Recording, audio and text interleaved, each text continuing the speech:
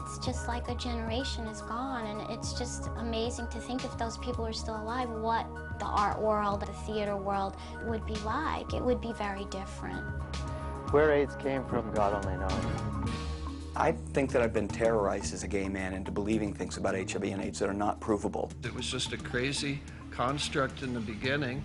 The original definition of AIDS doesn't have any resemblance to the current definition of AIDS. That's not an epidemic.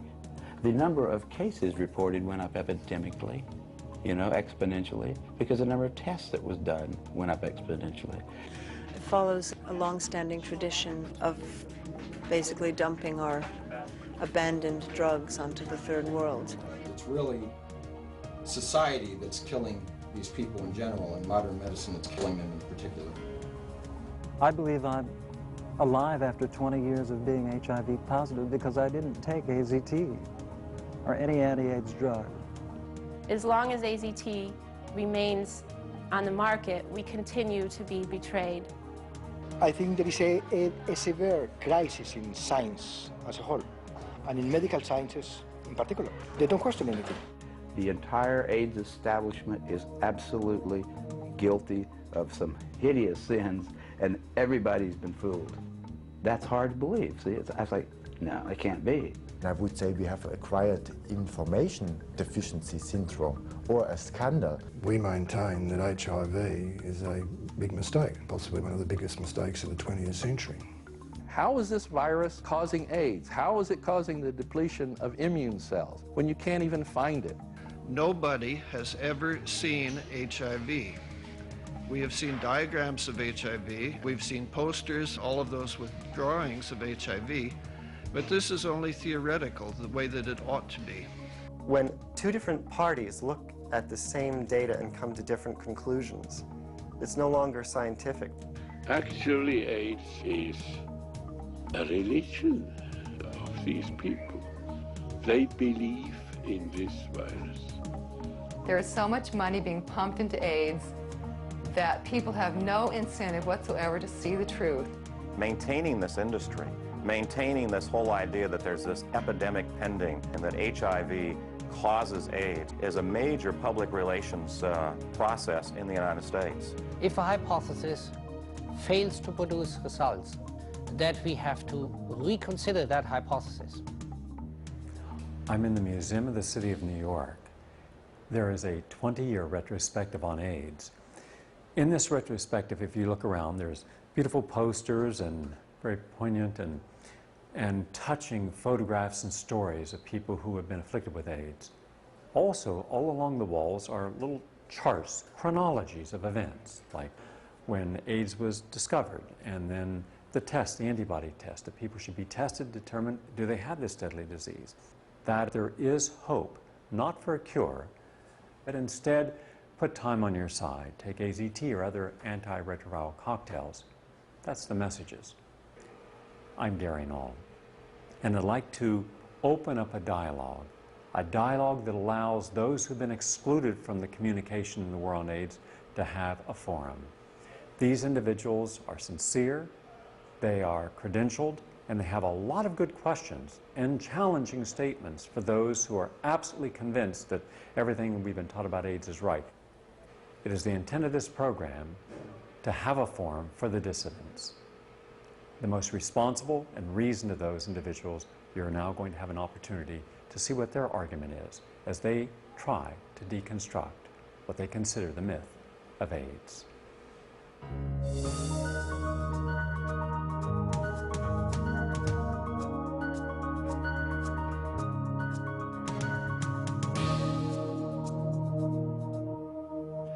Professor David Rasnick, one of the developers of the protease inhibitors commonly used for persons with AIDS, came from a scientific established background.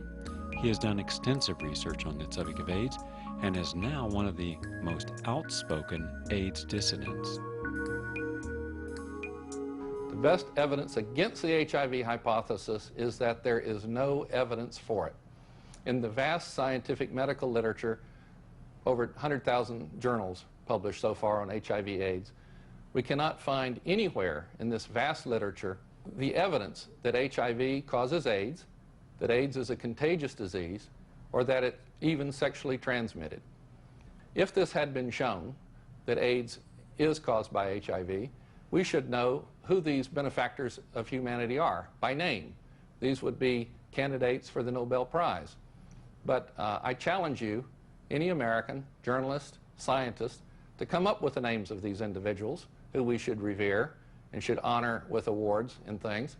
And I think you will find that you won't be able to come up with it. In 1984, Luc Montagnier wrote in Nature, quote, "All available data are consistent with the virus being the causative agent of AIDS," end of quote. But in 1985, he expressed an opinion which is impossible to reconcile with the HIV theory. I quote, "This syndrome occurs in a minority of infected persons who generally have in common a past history of antigenic stimulation," that means immune stimulation, "and of immune depression before HIV infection." In other words, Montagnier was claiming that the cause of the immune depression was coming after the effect, which is contradictory. Perhaps Montagnier was hedging his bets even at that early stage. 14 years ago, Dr. Peter Duisberg was the lone voice in the world of AIDS dissonance. At that time, the molecular biologist, world-renowned virologist, and UCLA professor began asking a question that seemed like heresy in his day. Was it possible that we were wrong when we equated HIV with AIDS? Gallo tried in hundreds of patients to find that virus and came up with a sample that he borrowed from a French colleague. I know Gallo, and Gallo is not a bad virologist. He would have found a virus that is there at concentrations where it could cause a disease. But Gallo proved to the scientific world with this, what proved to be nearly a scandal in the scientific history. He claimed the virus from a colleague as his own. He proved that it was very, very difficult, even for an excellent laboratory, as Gallo was operating it at the NIH, to isolate a virus from an AIDS patient. There has never been viremia, which means the blood flooded with whole cell-free infectious viruses. If HIV were actually doing anything, making people sick, there would indeed be viremia, meaning millions of whole viruses per milliliter of plasma. In fact, nobody has ever observed even one of them. HIV is so clever that it knows to cause Kaposi sarcoma in gay men. 98% of all Kaposi sarcoma is in gay men. HIV knows to cause tuberculosis and wasting in IV drug users, and it knows to cause diarrhea and candidiasis or thrush in hemophiliacs. It's not just Peter Duisberg or some heretics or some outsiders who criticize the failure of our war against AIDS. It's the orthodoxy itself. They advertise they have not saved one single life with $60 to $80 billion. That means in conventional scientific logic there could very well be something profoundly wrong with the basic hypothesis, with the basic approach that we use against AIDS. Some of the most vocal critics of the HIV equals AIDS hypothesis are a group of Australian researchers led by Dr. Eleni Papadopoulos-Eliopoulos. In their breakthrough report, the scientists raised serious questions about the accuracy of HIV antibody tests, and more importantly, the very relationship of HIV to AIDS. In fact, in their newest work, they are questioning, has HIV even been isolated? As far as we're concerned, if one goes through all the HIV literature which exists to date, I think one will find it bold and incredible to still believe that there is proof for the existence of HIV. When a particle looks like a retrovirus, you have to isolate it, then put it in another culture, show that the cells in the secondary culture produce particles exactly like the particles from which they originated. But the two particles from the two cultures are exactly the same, can be shown only by determining their constituent proteins in RNA. So isolation is extremely important to prove that a particle is a retrovirus. From the mid-70s until 1984, when the so-called official cause of AIDS was found, it was shown that many individuals within the gay community were suffering from a unique form of gay men's disease. The original theory was that AIDS was caused by a lifestyle. It was in June '81 when the first publication came out, published by the Centers of Disease Control, saying 5 men had PCP and 2 of them died, even being treated with Septrim, this last or the strongest antibioticum available. AIDS was first identified among gay men in 1981 who practiced certain lifestyle behaviors. They, according to New York Times, on July 3rd, 1981, tended to have upwards of 2,000 sexual contacts a year and used a lot of aphrodisiacal drugs, including poppers, amyl nitrite, a very dangerous substance that gay men had been inhaling in epidemic proportions since the early 1970s. And with regard to the sexual activity, you don't need to be moralistic to say that, you know, gosh, you have 2,000 sex partners a year, you develop a laundry list of infectious diseases, venereal diseases, that can do a lot of damage over the long term to your immune system. Doctors and scientists looking at this phenomenon early on said, gosh, they do a lot of drugs, they have a laundry list of venereal diseases. The combination of these factors might well be enough to knock their immune systems for a real loop. They took tons of antibiotics to treat the perpetual infections they would get by having a lot of different sex partners.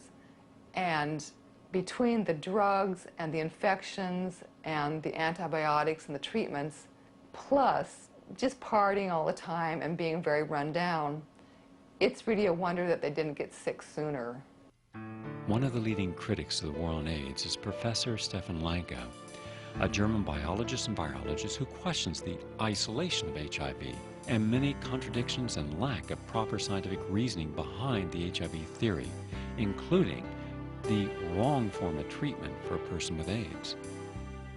The background of AIDS, and we are absolutely sure about this, is the antibiotic resistance catastrophe, killing people in hospitals like flies, because there are no antibiotics available without resistance in some bacteria. So in a state of immune suppression in the hospital, a lot of people come down with bacterial infections. This is called sepsis because of blood poisoning. When too much bacteria are growing and producing toxins, this is going to kill them in a state of reduced immunity. And we had these problems already in the beginning of the 70s. There have been kind of emergency conferences dealing with the problem because they were scared that resistance would spread and they have no antibiotica available.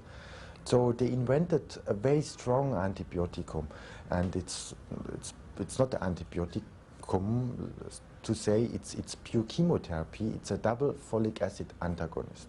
The good old sulfonamide, and 2 of them put together, would kill every microbe.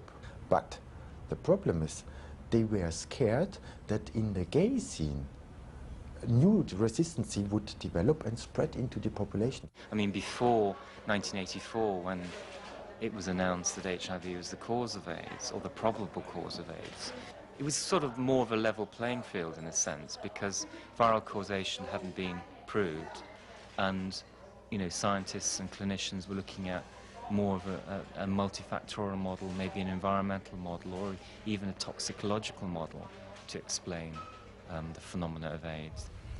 Many of the early AIDS cases were very, very sick. They were close to death when they got their diagnosis. Some of them had Kaposi sarcoma, which is a poorly understood affliction of the blood vessels.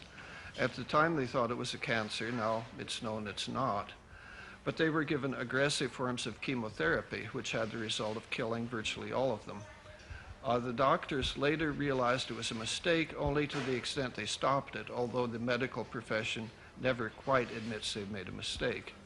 The AIDS definition was there before, saying if you have PCP and if you have KS, caused by nitrites as well, because the nitrites are transformed into NO only in the smallest vessels, because the partial pressure of oxygen is high enough to perform this transformation, and NO is a very potent growth stimulant. So we have this neoplasia and hyperplasia in the endothelia, and this condition it's called a Kaposi sarcoma. It was on April 23, 1984 that Margaret Heckler announced to the world that the cause of AIDS had been found, namely HIV. Dr. Robert Gallo's colleagues said that his research made possible a blood test for AIDS and that a vaccine would be ready for testing in 2 or 3 years. That was in 1984. AIDS started partly when they said that it's possible to measure the strength of the immune system, analyzing or counting T4 cells, the so to say helper cells. But that's not possible. And it has already been published in '81 in the journal JAMA, Journal of the American Medical Association, saying that it makes no sense to count subsets even of lymphocytes, because there was never a correlation. It could be high or low, and people are healthy or ill, it doesn't matter. So this was already known. But the problem was at this time already that in medicine people would not look to the facts, but what is possible to sell on the market, because it was the year 1977 when it became possible to patent medical techniques. So they wouldn't care if there's any a clinical meaning behind those measurements, but they just sold it on the market. And the model of immunology would say at this time, if the immune system is weak, so cancer would appear. And that has been fundamentally mistaken, and it was wrong when they said it in '81. They knew it already in 1980 that this has been wrong. The immune surveillance theory of cancer came into existence when the war against cancer failed. About 1970, major cancer research laboratories were passionately involved in attempts to demonstrate that retroviruses were associated with human cancer. They really didn't get very far, not far at all. And somehow, around 1980-81, when the first cases of AIDS were reported, this came to these groups as at least one way out of the mostly negative results they had obtained for about 10 years before. So the AIDS research, I regard it as an extension of an earlier effort to demonstrate retrovirus in human cancer. They were working with the test, with cells in the test tube, and say, look, we have a high activity of reverse transcription, therefore a virus must be inside, and the virus is the cause of cancer. But the nature of cancer is much different, and when they found reverse transcription everywhere, they gave up the idea that retroviruses would cause cancer. And they were not speaking about it anymore, but wasted billions of dollars into this and developed chemotherapy based on this idea that the multiplication of genetic material, and they were thinking of the viruses, should be blocked. So they developed molecules which were incorporated in a growing chain of newly to build up genetic material, and which would kill the build-up or prevent the build-up of this genetic molecule, and the cell eventually has to die. The idea of retroviruses in cancer is long over, but the chemotherapy still is there because it's sold, and they have no idea why, no rational explanation why they are using chemotherapy. In 1984, Robert Gallo comes along, gives a press conference and says, hey, all of these diseases are caused by a virus. Here's his theory. HIV kills T cells, decimates the T cell population, causing acquired immune deficiency, which opens the gateway to infection with any number of opportunistic infections, 30 at this point. This is what we call the syndrome of AIDS-defining diseases. Problem is, if all these diseases among these populations were caused by a virus, one would think that these, this constellation of diseases, this syndrome, would spread from the original risk populations into the general population. That's what infectious diseases do. They spread out of the original risk populations. Problem is, through 1992, this simply wasn't the case. After 10 years of this so-called raging AIDS epidemic, over 90% of AIDS patients cumulatively remain within those original risk groups. And of those remaining 10%, you have to consider that those included all homosexuals who didn't care to admit their sexuality to their doctor, all IV drug users who didn't care to admit their drug habits to their doctor, and all infants AIDS patients. So you've got a disease that's really restricted to certain risk populations, and it's not spreading. Hence, it's terribly unlikely that this disease could be caused by a virus. In science, certain rules must be followed for any agent to be considered a causative factor in disease. The first rule is that an agent that is going to be blamed for a disease should be able to be isolated from each and every case of the disease. That is not true in HIV and AIDS. In my judgment, and to the best of my reviewing of the current literature on that subject, I've never seen a clear demonstration, of a direct isolation of HIV from patients. I've seen some evidence of virus particles observed occasionally in very complex culture systems. But this, to me, is no evidence for direct isolation from the patients. It's been isolated by thousands of laboratories throughout the world. It's probably the best studied virus of any viral pathogen in the history of human diseases. So to say that it doesn't exist and it hasn't been isolated is beyond preposterous. What AIDS researchers call virus isolation, or HIV isolation in this case, consists of two things. They will get their tissue culture where this HIV is supposed to be growing, and they'll check it for reverse transcriptase, which is an enzyme that was supposed to be specific or only exclusively found in retroviruses. And if they find reverse transcriptase in the tissue culture, they say, aha, we have now isolated HIV. Another thing they'll do is they'll check the tissue culture for a P24 antigen, which is one of the proteins that supposedly belongs to HIV. Both of these things, reverse transcriptase and the P24 protein, are about as nonspecific as you can get. In fact, reverse transcriptase can be found in any number of different places. Normal cells contain reverse transcriptase, and under certain conditions, they will reverse transcribe RNA into DNA. The hepatitis B virus also contains reverse transcriptase. And most importantly of all, the cells of people with leukemia have also been shown to have reverse transcriptase activity.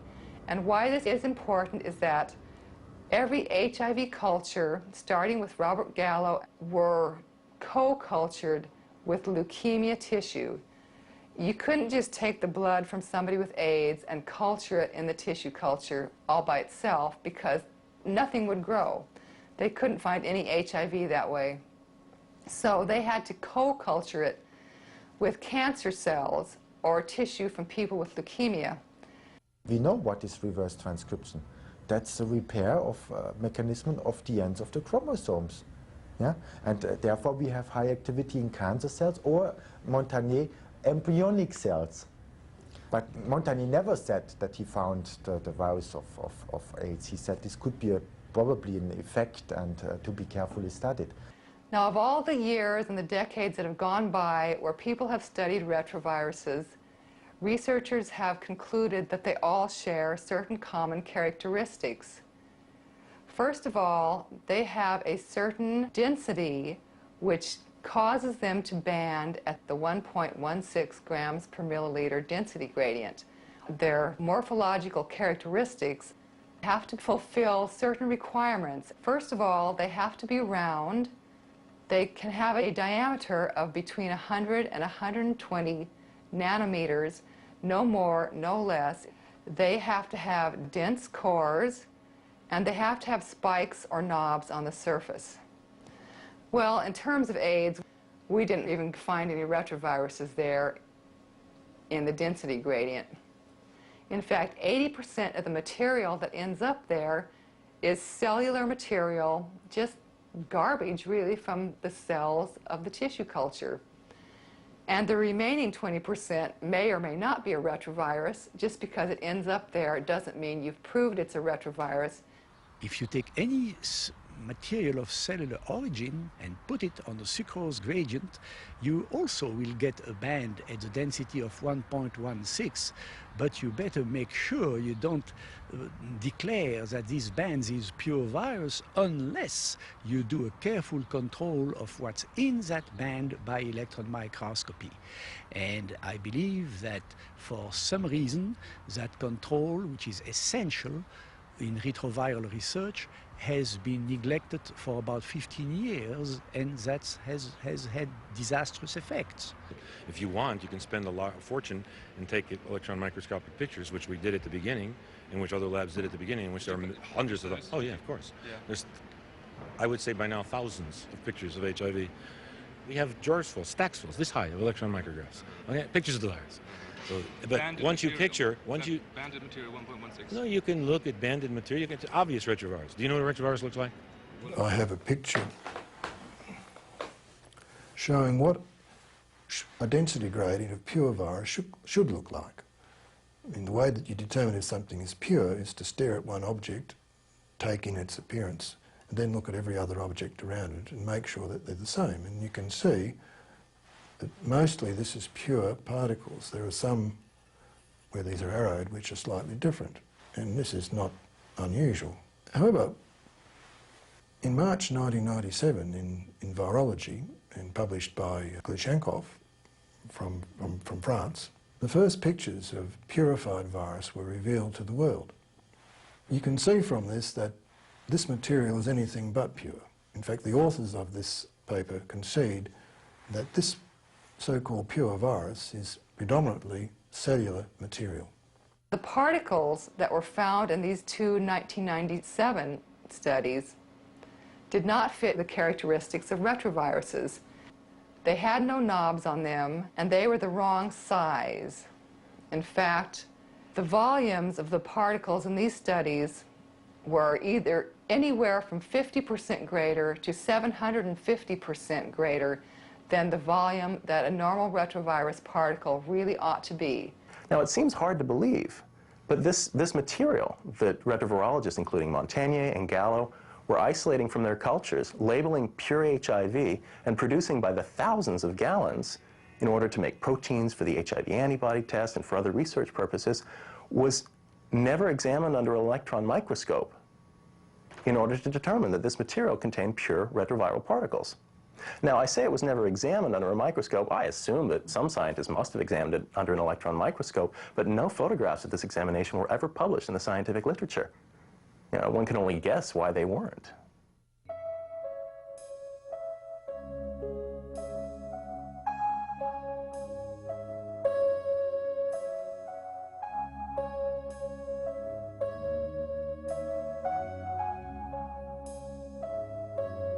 If you take a culture which has never had a retrovirus added to it, and you put it on the bench and wait for a week or two, it may actually start to produce retroviral particles and the other phenomena which go with retroviruses spontaneously. You can increase the rate of appearance of this and the yield many times, millions of times, by irradiating the cultures or by adding the same stimulating agents that are used in AIDS cultures, or by culturing with other cells, co-cultures, as are used to isolate HIV, or just fluids from other cell cultures. And these viruses are called endogenous retroviruses because they come from within and not from without. And the reason that they appear is because we inherit DNA which can actually be made to go to work to actually produce these phenomena, these particles. This is actually called endogenous retroviral expression. I mean, we're looking at 1% of the human genome as being made up of endogenous retroviral information, instructions sitting there waiting to make retroviruses when switched on by some stimulus. And so we don't know if HIV is a genuine retrovirus, that it may in fact be endogenous, and it may be the result of getting AIDS and not the cause. I mean, this will not be the first time that this has happened. Retrovirologists themselves in the past have in fact postulated that diseases may cause retroviruses and not the other way around. Retroviral-like particles are practically ubiquitous everywhere in cell cultures. You simply can't point to one in an impure cell culture and call it HIV. Even Robert Gallo admits that particles that look like retroviruses but aren't retroviruses because they can't reproduce are found not only in impure cell cultures, but even in the band associated, the density band associated with purified HIV particles. You need more evidence than that before you can point to one of these particles in a cell culture and say it's HIV. Unfortunately, these particles are reproduced by the thousands in newspapers and magazines. They're the basis of artist conceptions that you see in Newsweek and Time.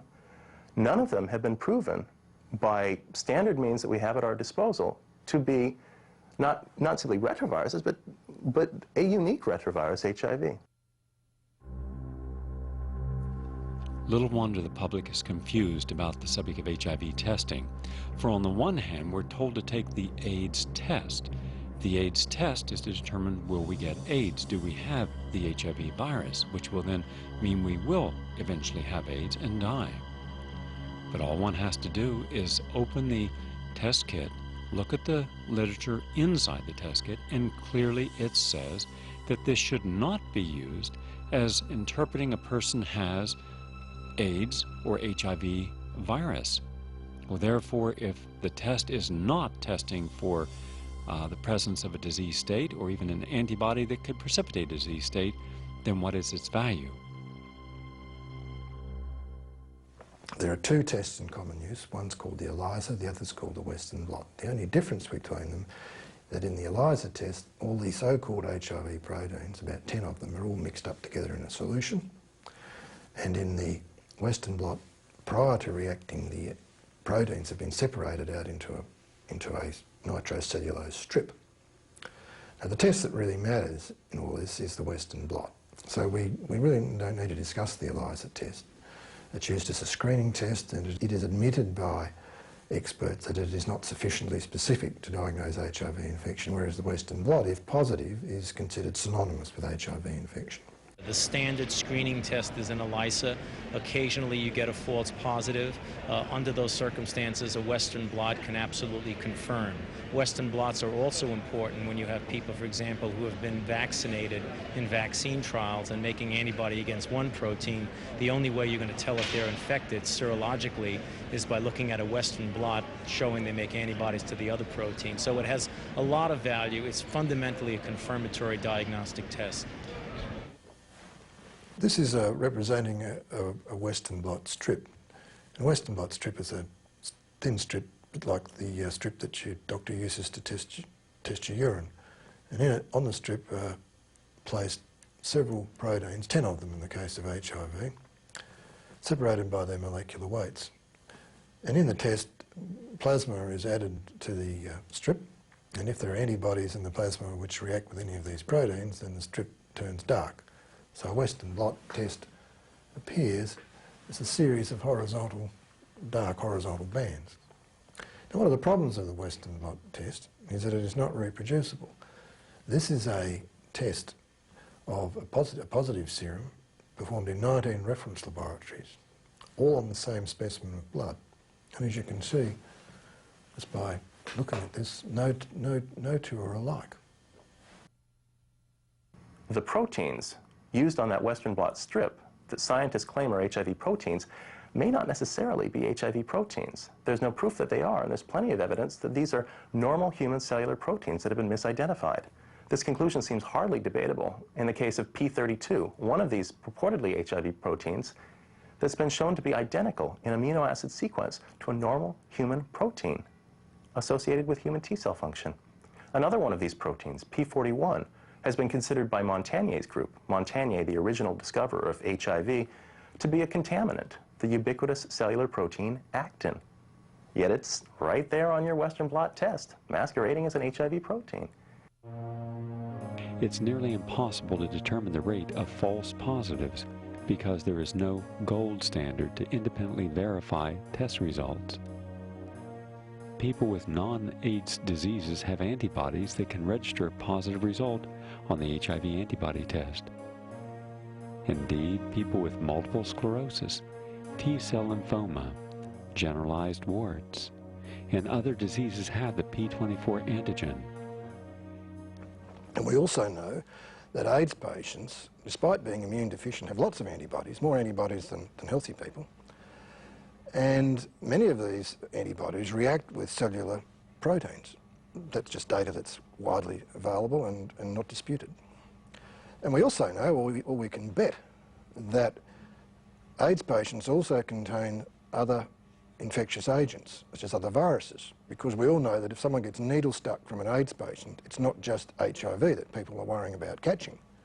You're more likely to develop antibodies to hepatitis B virus than HIV, 30 times more likely. So we can bet that the proteins from other viruses will be present in the cultures as well. Based upon the HIV equals AIDS hypothesis, they then gave us the test. Now, they didn't give it to us, they sold it to us. Now, who sold it to us? Who gets this money? Bob Gallo himself was getting quite a bit off of it. He had to give a lot back to Montagnier when it was finally proven that he stole the virus from Montagnier in the first place. But Montagnier and the Pasteur Institute are getting $1, I think, or so every time somebody gets an HIV test. When he came up with his first test, he tested 30% of the American blood donators, so let's say the general population, he tested them positive. And the industry said, no, go home, Gallo. We won't buy your test because this is going to destroy our business. And the only thing what he did, he lowered the sensitivity of the antibody test. And that you can read in your library. You shouldn't believe me a single word. That's about science. Check it. I'm not speaking about thesis, opinions, or things, foggy things. No, everything is there, and we reach the bottom line. There's no way out. They designed a test to select gay people. And when, of course, he's stimulating the cell with all kind of mitogens, carcinogens, and he, of course, added hydrocortisone, which he hasn't published. But this matters. They added hydrocortisone like people under persistent stress, hypercortisolism, that the same proteins are produced.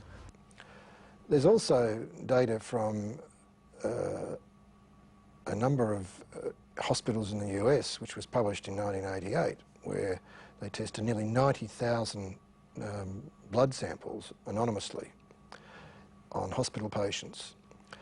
And these patients were selected to have no risks for HIV infection or AIDS. In some of the hospitals, they found 25% of men were HIV positive on the Western blot, the most specific test, and they found that 8% of women were HIV positive on the Western blot. I mean, this should lead one to question again, how do that many people who have no risk for HIV or AIDS get to have that many HIV antibodies? Being HIV positive puts you in a precarious position where your health can be judged in a way that no one else's health is judged. And when you're a woman and you're pregnant or you have a family, it presents a danger. When I was pregnant and I did not want to go on the drug therapies, had I had any of the problems that my HIV-negative pregnant friends had, such as chronic yeast infections or even toxoplasmosis, I would have been considered having AIDS, and I would have been considered more irresponsible than I already was for having ever gotten pregnant in the first place, and I would have decidedly risked having my son taken away from me at birth. There's so many factors that can even cause a false positive, from flu vaccine to herpes or venereal disease, alcoholism, and you can be told that you're positive, and not even be positive, whatever that means. I have friends who've been through this. A friend who went through years of being told he was positive till he went to another doctor who said, we're not finding anything, we're using all of our tests. And now he's confused and goes back and forth. There's no oversight in any of this, but they're terrorizing and ripping people's lives apart with unsupportable data. Nobody can find free infectious HIV virus in a human being. That is why they have to resort to looking for antibodies to HIV in a person. That is one of the biggest flaws in the HIV hypothesis, that antibodies, which are a sign of immunity, you should be happy that you have antibodies. It means that you are now immune.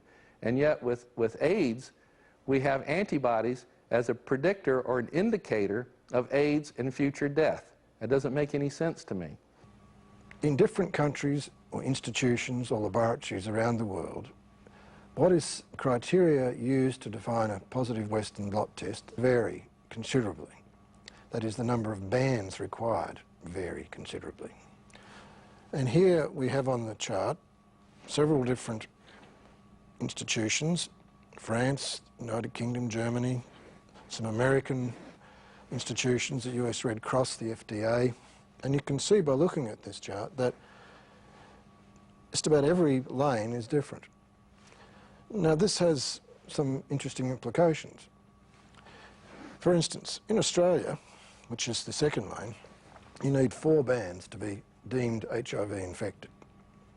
In fact, Australia is probably the hardest country, in fact, in which to be deemed HIV positive. But in other parts of the world, you don't need that many bands. In Africa, you need 2. In some parts of America, you need 2. In some parts of America, you need 3. And in the MAC study, the multi-centre AIDS cohort study, up till 1990, just 1 band was considered sufficient to diagnose a gay man HIV infected. When you have indeterminate bands and you don't have the full array of them, then there's obviously the iffy situation where you need to repeat it. But I don't think that there's anything wrong with different countries having different criteria, because the different criteria are only really for that small group of patients that come in the indeterminate level. When a Western blot is really positive, it hits you like a truck. It's only for that little indeterminate group that you have to be concerned. This means, in theory at least, that if you were tested in New York today, then flew to Australia, and you had 3 bands in New York, you would not be positive in Australia, but you would be positive in New York City. Now, I mean, a virus cannot behave in this manner, and this is what has led us to hypothesise that there is no proof that any person with a positive antibody test, no matter how defined, is in fact infected with this so-called lethal retrovirus. Since '92, there is no Western blot in Great Britain, because they saw it's a waste of money, you know. It's the same principle. Well, the bulk of the world uses it. If some technology comes across better, I'd be the first to say, do it. I mean, obviously. The Western blot's a valuable test as defining the proteins that you have antibodies to. Everybody uses it experimentally, and most people use it clinically around the world. Not, maybe Britain doesn't use it, maybe there are 2 countries that found a better way. God bless them. If they didn't allow them to charge so much for it, I think there'll be a lot less use of it. You know, it's just like in political scandals. Follow the money trail. Figure out who's getting paid for this. Who's getting the money for those Western blots. There's your person who's going to always come down on the side of, yeah, you got a confirmatory Western blots, they call it. You know, do a confirmatory Western blot. Well, let's see. And those things are so hokey, it's just ridiculous. I didn't know they don't even do them in England anymore. No, but not since 1992. It's totally, and ask a doctor how it works. The doctor who prescribes, who says, got to have a Western blot to confirm this ELISA positive thing. How does that work, doctor? Sir, what are they now measuring about me that's different from what they measured with the ELISA test? He wouldn't know. He's not got any idea. I'll bet you there's scarcely 50 physicians in this country that know what a Western blot really is. They know when to order it, and they know they get a kickback on it probably. They make some money from having to take the blood or whatever. And they make money by prescribing AZT. They get money every time they turn around. They get money. If there's one way we've been told AIDS is transmitted, it's sexually. What is the evidence that AIDS is sexually transmitted? much evidence exists to the contrary. The statistics have been confirmed over and over again, most recently just last year from the University of California at San Francisco, that it takes on average 1,000 sexual contacts with an HIV person or persons in order to become HIV positive yourself. That means 1,000. Put that in comparison with typical sexually transmitted diseases. It takes on average 2 to 3 sexual contacts to get gonorrhea or syphilis, for example. Now, the CDC has estimated a constant 1 million Americans infected with HIV over the past 10 years. Constant number. That right there should be a giveaway. It's not spreading in society. That's not an epidemic. The number of cases reported went up epidemically, you know, exponentially, because the number of tests that was done went up exponentially. The first time I ever saw one of these CDC graphs, it showed this thing going off the page. You know, I went up after that and I said, how did you disentangle I mean, did you divide the number that you've got here by the number of tests that were done? I mean, can we believe that this line that you've drawn here about number of positive tests reported, is that really indicative of the spread of this virus? Is the virus getting, is there being more of it, or are there more tests? If you divide by the number of tests you do, you don't get any kind of a curve going up. It's just, how many doctors knew about HIV in 1983? 2. How many knew about it in 1985? Say 500. How many knew about it in 1986? 40,000. So that's where the curve came from. How many tests were done? Same thing. How many tests? They could have just said, how much money did we make off of HIV this year? And they could have plotted that, and it would have looked the same. You know, and they could have said, it's an epidemic because we're making more and more money off of it every year. The heterosexual epidemic certainly hasn't seemed to have materialised in Australia. For example, in 1991, 10 years after AIDS commenced, researchers were able to write that no Australian prostitutes had been infected through sexual intercourse. None. In the MAX study, as far back as 1987, they have shown that in this prospective study, the only sexual act directly related to the development of the phenomenon which is called HIV and of AIDS was passive anal intercourse. By 1997, Nancy Padian has proven that AIDS cannot be heterosexually transmitted.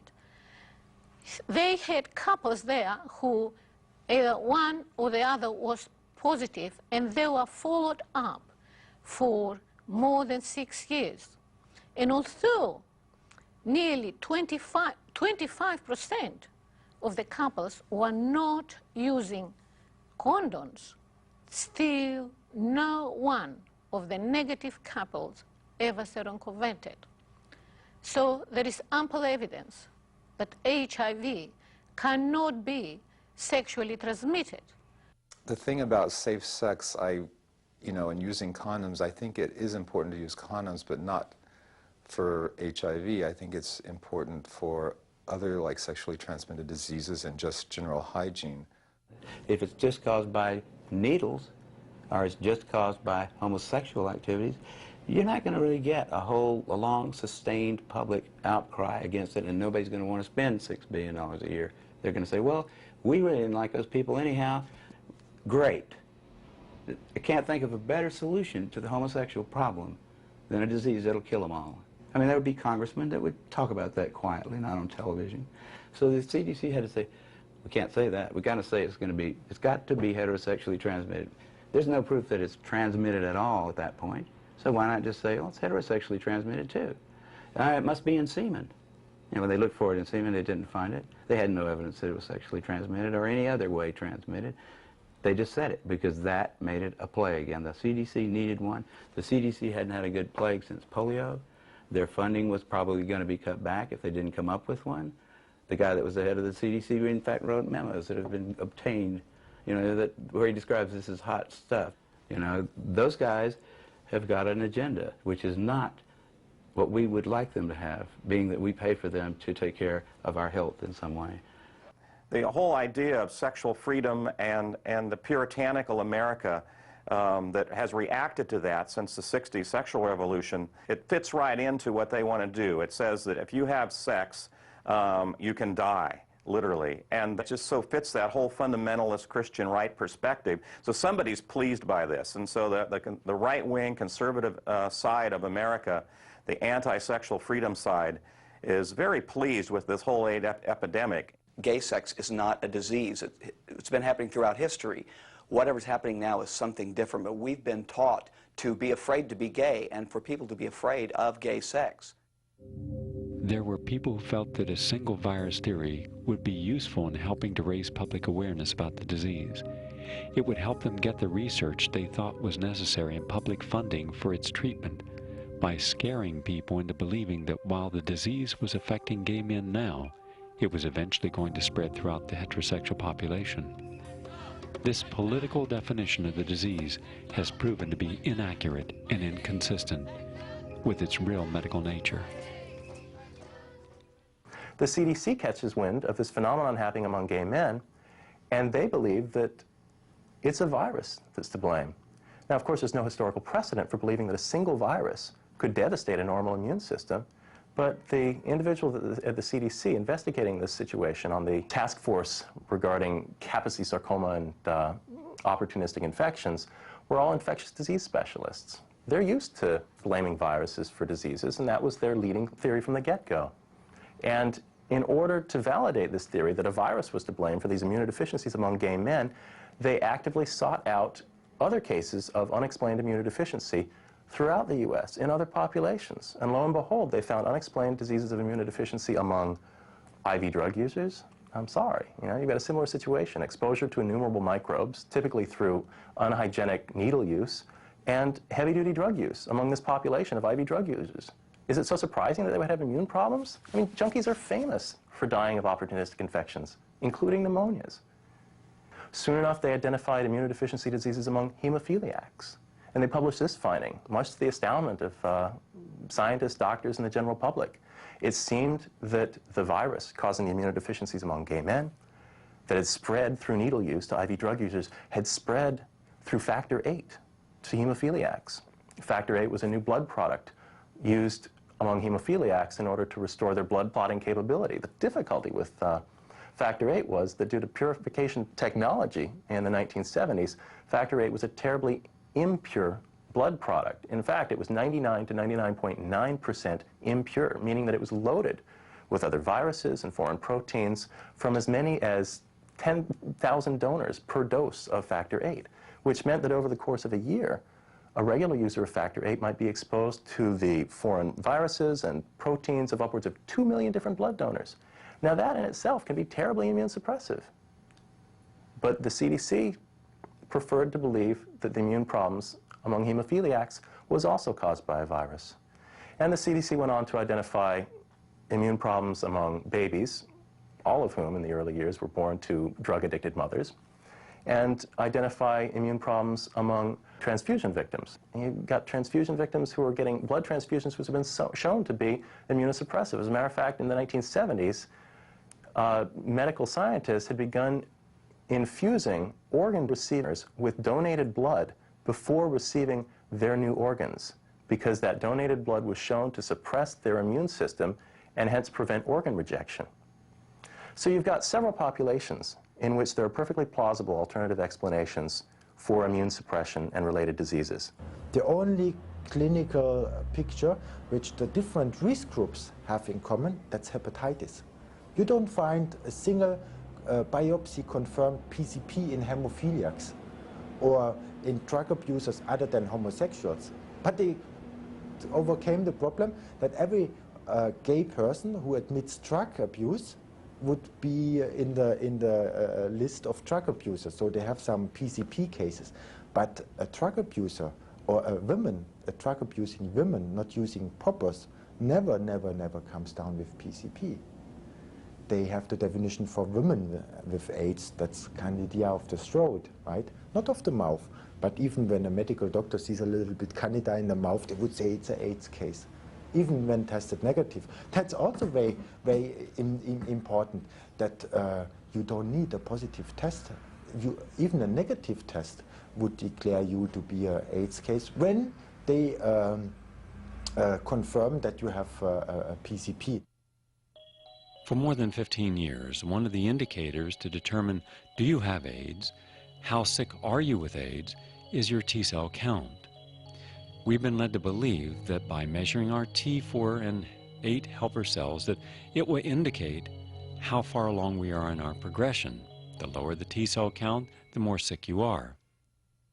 Now, the CDC muddied the waters somewhat in 1993 when it added a new condition to the definition of AIDS, which was T-cell counts under 200. Now, since 1993, if you have an HIV antibody test that's positive and a T-cell count under 200, you can be considered an AIDS patient. Now, this is quite an innovation. As of last year, according to the CDC's own statistics, 65% of patients who've been diagnosed with AIDS in the calendar year of 1997 were diagnosed solely on the basis of having a positive HIV test and low T-cell counts. Not on the basis of a disease like pneumocystis pneumonia or Kaposi sarcoma. They were diagnosed with a deadly illness on the basis of 2 laboratory findings, an HIV positive test and a T-cell count under 200. The problem with a T-cell count under 200 is that it's never been shown to be a valid indicator of illness. In the only study of its kind of HIV-negative healthy individuals that appeared in the Journal of the American Medical Association in 1992, T-cell counts of these individuals were found to range from 237 to 1,817. So suddenly we're looking at a 200 T-cell count as something on the low end of normal. But if you're HIV positive and you have a T-cell count under 200, just once, then you're considered a victim of a deadly disease and considered an AIDS statistic. Suddenly a whole lot of people can qualify for an AIDS diagnosis on that basis and for a lot of government funding. Certainly, T4 decrease cannot be considered the hallmark of AIDS because it appears in many patients who never develop AIDS. In fact, all you have to do to have a decreased T4 cell is to go on the beach and lie there for a few hours. And if you measure your T4 cells, more than likely they will be very low. It's not possible to measure the strength of your immune system using the blood. It makes no sense because only 2% of those white blood cells or lymphocytes said to be responsible for immune functions are in the blood. All the others are in the tissues where they have to do their work.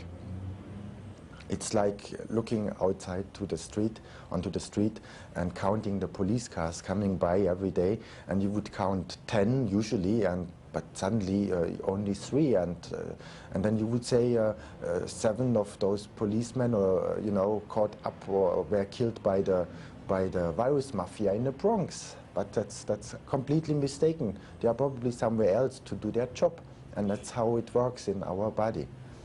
Part of the fear that accompanies this issue is if I do nothing to fight my HIV, something will happen in the future.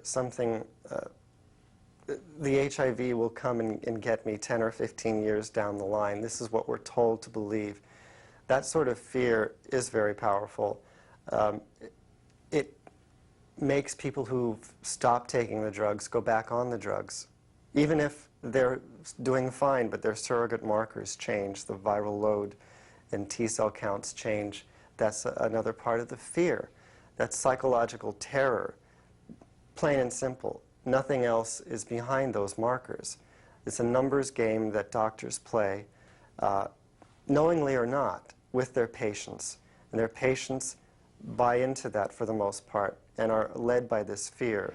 I don't think there are any infectious diseases in which everybody who's infected gets sick. I mean, usually it's the minority of people. Poliovirus used to infect many, many, many more people and became paralyzed. Hepatitis B affects many people. They don't even know it. They get better and they're fine. It kills other people. So it's not so straightforward.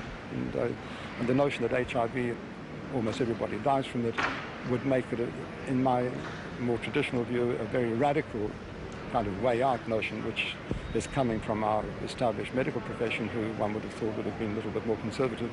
To say that all of you have to die How unfair, how unjust, how cruel.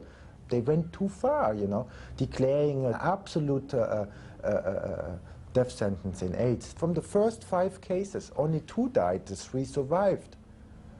So that's very clear that they built up a system of belief because they were misusing the gay scene of New York City from 78 till 80 in order to isolate the hepatitis B vaccine out of them. So they perfectly knew already what kind of proteins and what kind of anti-proteins, the antibodies, they have inside their blood and inside their body.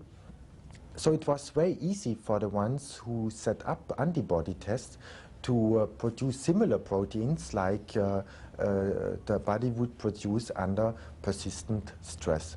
And that has been done. Many believe that thousands of people have died, not because of an HIV virus, but because of the medications aggressively given in otherwise healthy asymptomatic individuals. Think about Septrim, you know. The FDA says this should be given only 14 days maximum. Otherwise, your own blood picture is going to be destroyed irreversibly, means for the rest of the life, because the damages became inherited. Because it's Septrim, it's pure chemotherapy, it acts on a genetic level. This is why those kind of antibiotica are so effective, because they are destroying the genetic material of the bacteria, the damages are accumulating, and there is no repair. But the damages are accumulating inside our cells as well, and therefore this is the reason why AIDS, it's of greatest importance to everybody, but out of completely different reason. Because humankind is in danger to destroy its own genetic material using this kind of antibiotica and chemotherapy, which would destroy the genetic material of our mitochondria. This is the name of those bacteria inside our cell producing the energy. And then we go lower and lower with energy production, and this is what we are seeing. And if we then have no regenerative power, then it becomes a big problem. I've done most of my work on AZT, which first started being prescribed in 1987. And that's a long story, but I've shown that the original drug trials, the phase 2 studies, were blatantly fraudulent, proving nothing. And yet it was the basis for the approval of AZT not only in the United States, but 30 other countries. During the 3 years that I participated in the early AZT clinical trials, I witnessed the most shocking, unethical, unscientific, and corrupt behavior by the clinicians conducting these studies. For anyone who believes that AZT was proven to be safe or effective, I would never claim that based on the results of the studies that I participated in. Whenever there was an adverse reaction or something that could have been an adverse reaction to the experimental drug, this information was supposed to have been recorded on an as-needed form. Some kind of a adverse reaction such as diarrhea or weight loss or night sweats or vomiting or fevers or the development of an opportunistic infection. Often these things were not recorded. And so how would you really know if there were adverse reactions to these drugs if they were routinely left out of the data?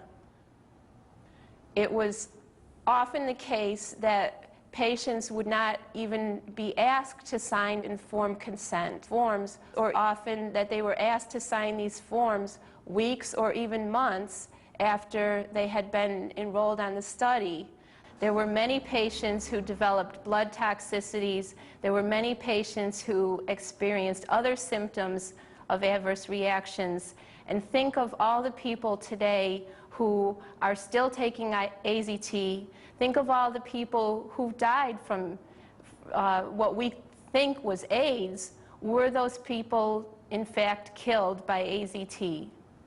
After 87 cancer of the lymph system, which is directly caused by AZT, and that has been studied in the 60s, and that has been the reason why AZT has been forbidden since then in animals, because it killed all of them and caused cancer of the lymphatic system before. Glaxo welcomes inserts to the physicians and the physician's desk reference, warns the doctors not to confuse the toxic effects of AZT with AIDS itself. AZT causes numerous AIDS-defining diseases. For example, AZT causes dementia, which is AIDS-defining. AZT causes diarrhea. AZT causes muscle wasting. It causes a whole host of complications, destroys the bone marrow, requiring life-saving blood transfusions of people that use AZT. This information you get from Glaxo Wellcome itself, the manufacturer. So I don't know who better else to go to. The antiviral drugs are chemotherapies. They're all based on chemotherapies that have been developed 30 years ago, long before AIDS was known, to kill human cells, to kill cancer cells. Hopefully, that's the operating principle of chemotherapy. You kill all growing cells. You want to kill cancer cells, but you have to kill all growing cells because you work with a so-called DNA chain terminator, a substance that terminates the synthesis of the central molecule of life, that is DNA. And when that is terminated, adios cell. The cell is going to die, and sooner or later, you're going to die. Chemotherapy is restricted to a few months in the hope the cancer dies before you die. That's why it has to be restricted. But antiviral therapy, a chemotherapy now used for the first time in the history again of virology, never mind the extremely detrimental effect to human cells, not accidental, not side effects, the designer effects on human cells. These are chemotherapies designed to kill human cells. What if you were to take completely healthy individuals who had no risk factors for depressing their immune system, and every day, 4 times a day, you give them one of the most toxic chemotherapy drugs ever created, AZT? What would you imagine would be the state of their immune system and overall health within 2 years? And yet that's exactly what has been done with many people who have tested positive for the HIV antibody. The doctor says, okay, yes, we have here sick people and we treat them, we try to treat them, but we only treat them because we hear from them they have a deadly virus, not because they are sick. Most of them are completely healthy. They are just afraid. We watch people come in, they'll be taking the medications and they're looking gaunt, their skin's turning funny colors, they're real anemic, they're weak, sometimes coming in with canes. They do a little research on their own. We don't tell them what to do. We're about self-empowerment, self-responsibility, taking charge of your own life and health. They begin doing that, they get off the medications, color starts coming back, they start putting on the weight, they start feeling better.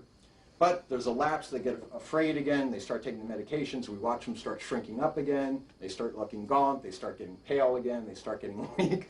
Then they go, oh, maybe I should be doing this. They get off, they start coming back again. You actually watch this, and it's coordinated with taking these medications. It's just unmistakable. One of the biggest things that's missing in science today is common sense. 1987 was the year that there was a big rise in the mortality rates of HIV-positive hemophiliacs. 1987 was also the year that AZT was introduced as a therapeutic for AIDS and also administered to hemophiliacs that were HIV positive. And I'm pretty convinced that the rise in the mortality of these hemophiliacs is a direct consequence of the toxic effects of the AZT. AZT was so toxic in the 1960s that it was never used in humans. In fact, it was so toxic it was considered worthless. That's why they didn't even patent it. I'm also concerned with the growing number of states that are passing laws requiring pregnant women to be tested for antibodies to HIV. Following the passage of these laws, it's a short step to compelling or intimidating these women to take these poisons and also to give these poisons to their babies. When a woman is pregnant, in this country she's told not to be around cigarette smoke, drink coffee, alcohol. Yet we're telling a woman who tests positive on a non-specific test for antibodies that may or may not have anything to do with HIV that the only reasonable response is to take a drug that terminates DNA chains as they're forming, that causes immune suppression, anemia, seizures, muscle wasting that causes damage to the mitochondria of the cells, that has been shown to produce infants with incredibly horrible birth defects ranging from webbed fingers to misshapen heads to holes in their chest to mental retardation. This is wrong. Women who test HIV positive and are pregnant are having their children taken away from them or being threatened with loss of custody if they don't comply with what the Centers for Disease Control acknowledges are recommendations for therapy and protocols. Testing HIV positive when you're pregnant can be simply a result of being pregnant. One of the first cross reactions on HIV tests that were ever noted was pregnancy itself. You have a self-fulfilling prophecy. The more people are treated against AIDS, the more people will eventually develop AIDS from it. And then the perfect excuse is delivered with the medication. You can say, Jesus, if I hadn't medicated you, you would have been sick even sooner and would have died sooner. But thanks to my medication, you are only getting sick now, and we're giving you even more medication. We need more money to develop further medications that have yet to cure the first AIDS patients.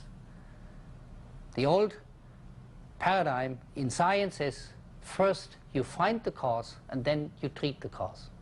Well, with AIDS, we have violated both. We have assumed the cause, have never proved it. We have assumed it was infectious. We have assumed among all infectious agents, this virus does it. We have been unable to prove it. And we have cured and cured and cured against this virus, with the result of 600,000 patients, 350,000 dead, and not a single cure in sight. We are claiming more and more money to continue the same vicious cycle.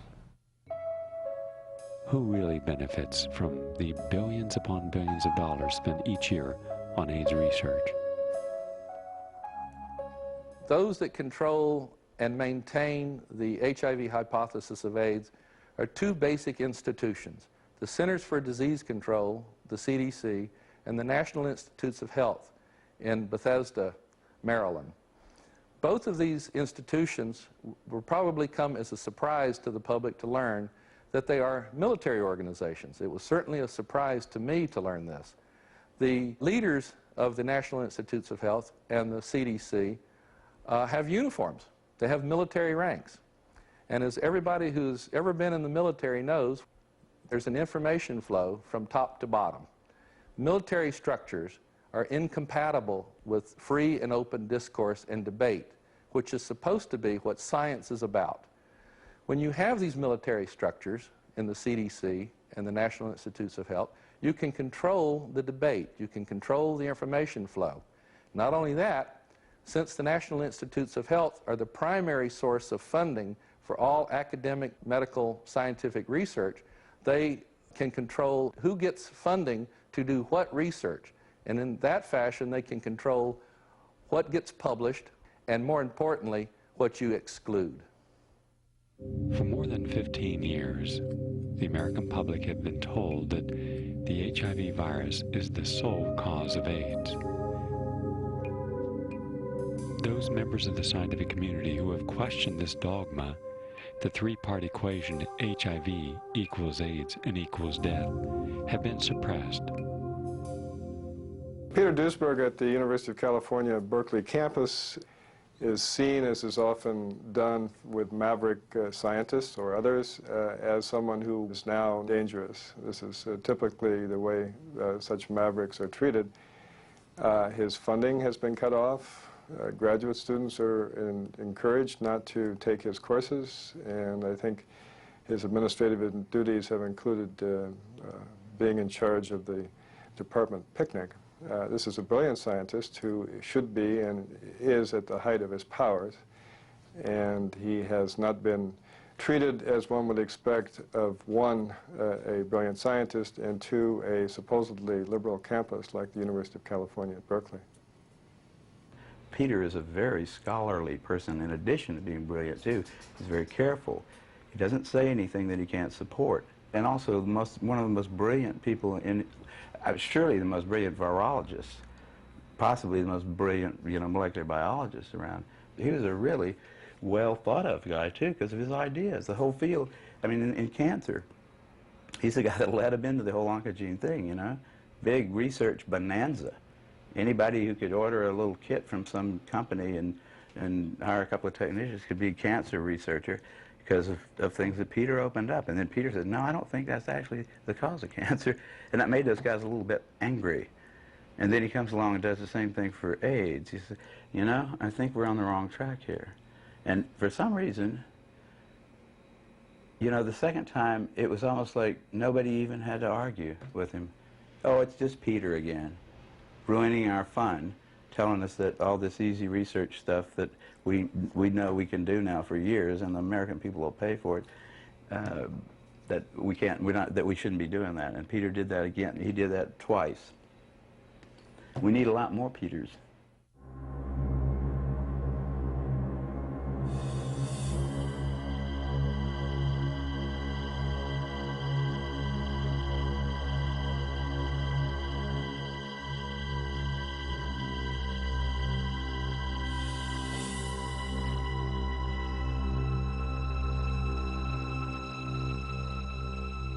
In 1978, started a new era, a new stage in medicine, and it started in the milk workers in Michigan. There was an epidemic of severe immune deficiency in farmers who were working with milk, because the milk got polluted or contaminated with some chemicals. These chemicals were poisons for the cows and were poison for the farmers who were working with them.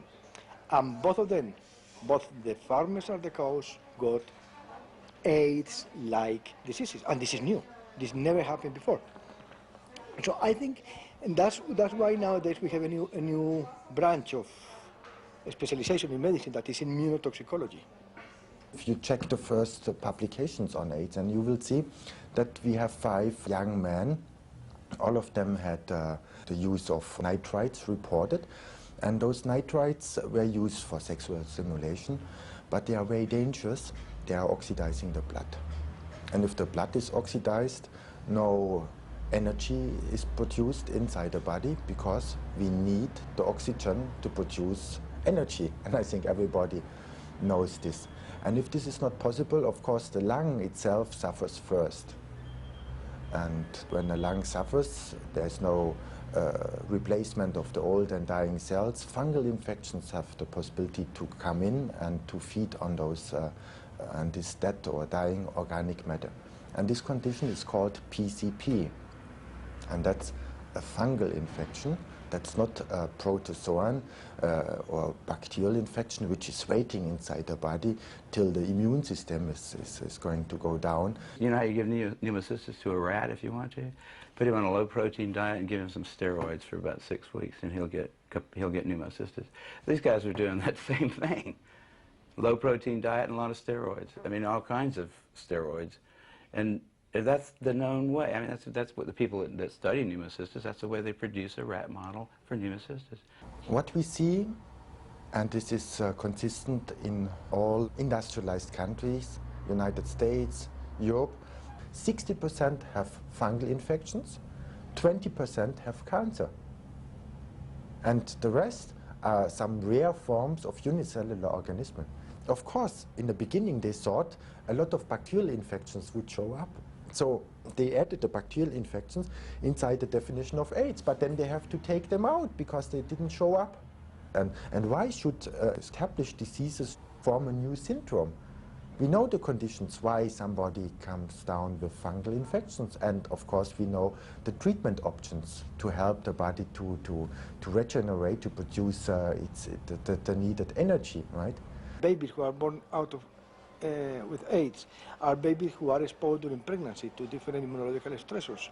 In Africa or in the Caribbean, in Haiti and Trinidad and Tobago, babies who are born of AIDS because their mothers are exposed to malnutrition during pregnancy.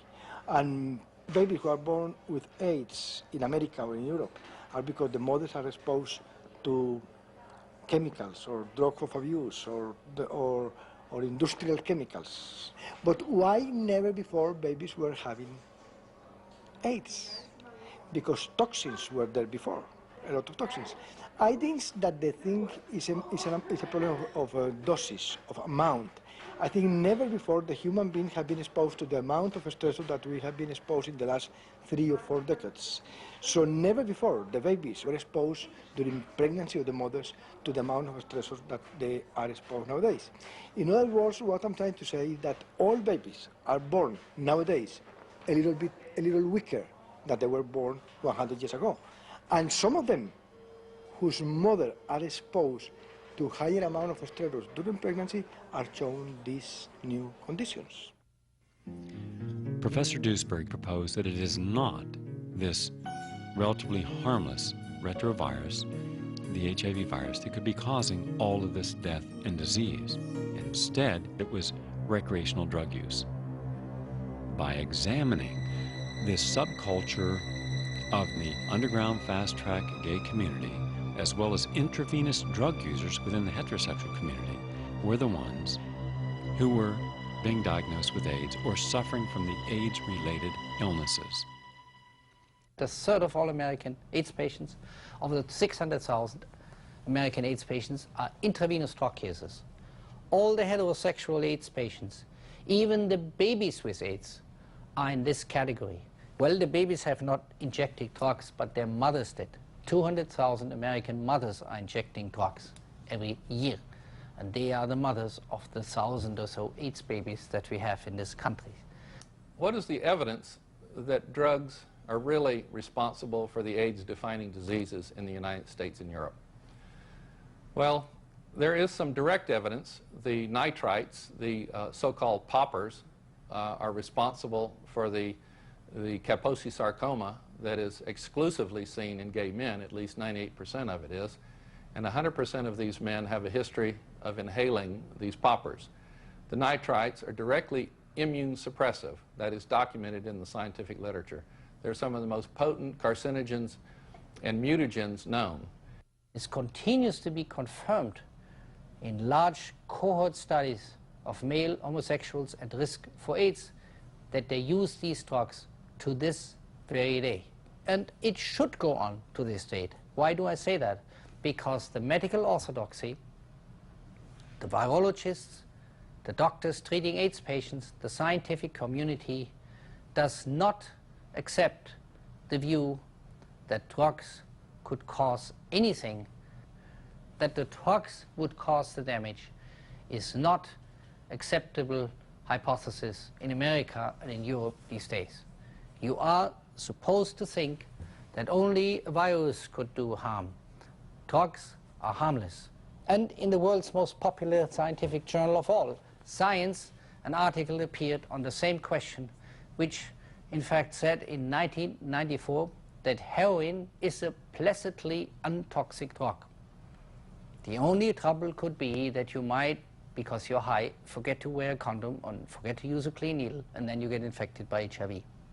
It said that in the same year in which 3,500 fellow Americans died from heroin use, 3,500, and 60,000 spent up to a week in hospitals for heroin-caused diseases.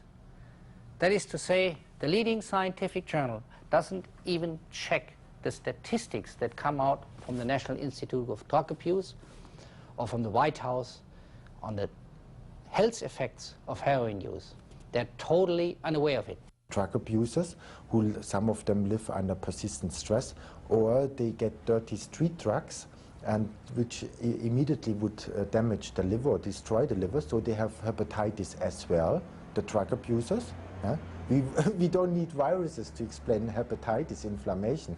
You know, alcohol, poisons, yeah? and wrong malnutrition, you know, everything is causing the liver to suffer. When people have a history of hepatitis, most likely they are positive in the HIV antibody test, or put it other way around. I never found a person testing positive who had no problems with its liver.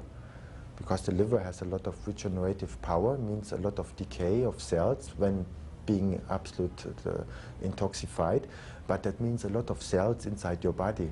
And if immune functions are suppressed, then antibodies are produced against your own proteins. We knew that hemophiliacs were getting more and more infectious, more and more tumors in the early 70s until the early 80s. So we knew that something was going on in hemophiliacs. So the question in hemophilia was, what is causing this immune deficiency in hemophiliacs? And I think what was causing the new things in hemophiliacs was the way we were treating them. All of them had hepatitis. That means the inflammation of the liver.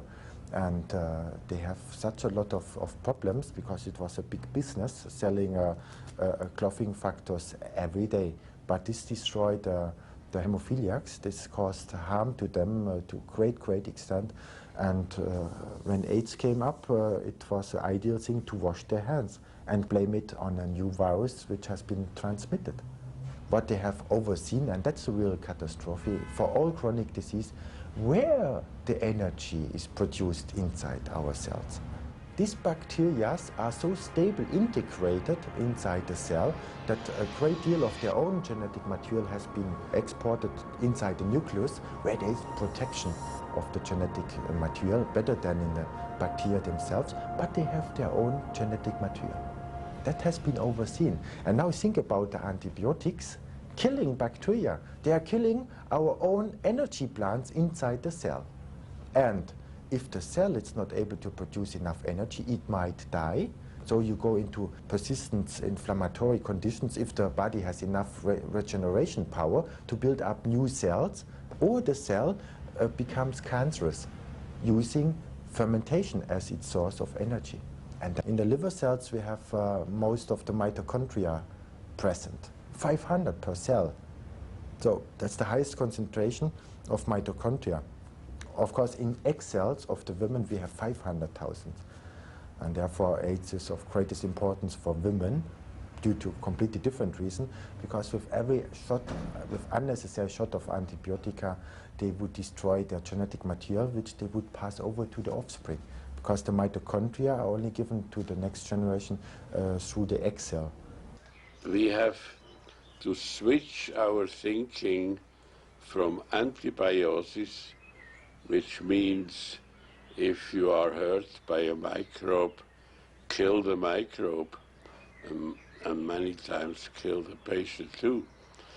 But we have to go back to symbiosis from antibiosis to live in peace with our microbes. If you think about time in terms of evolutionary time, and you see the population of humans growing like it has, the chances of you getting a human virus today are a hell of a lot higher than they were, say, 10,000 years ago. And it goes up in a funny way. Let's just say that there are an infinite number of retroviruses in the world, because they're changing so fast you couldn't really count them. And as more and more people are in your life, you got more and more chances of getting retroviruses. Now, they all might be harmless. The chances are good that they are, because they're just barely alive. But if you hang out with 1,000 people a year in a way that would maybe allow you to get some or most of their retroviruses, and they hang out with 1,000 people a year, and they hang out with 1,000 people a year, you're hanging out with a fourth of the human race. You're getting all the retroviruses from all over the planet. Now, it might be that none of those things by themselves is going to hurt you, but we know that some of them do grow in your immune cells, right? And they come in at very low multiplicity. You don't make an immune response every time you get a retrovirus inside of you somewhere. But if you have a cell in your immune system that has a retrovirus in it, and you promote that to clonality because it's going to be a part of an immune response, that cell, then the retrovirus will definitely escape. It will flower, in a sense, and it will then have to be dealt with by the immune system, because there'll be enough of it showing in the blood that the immune system will go for it.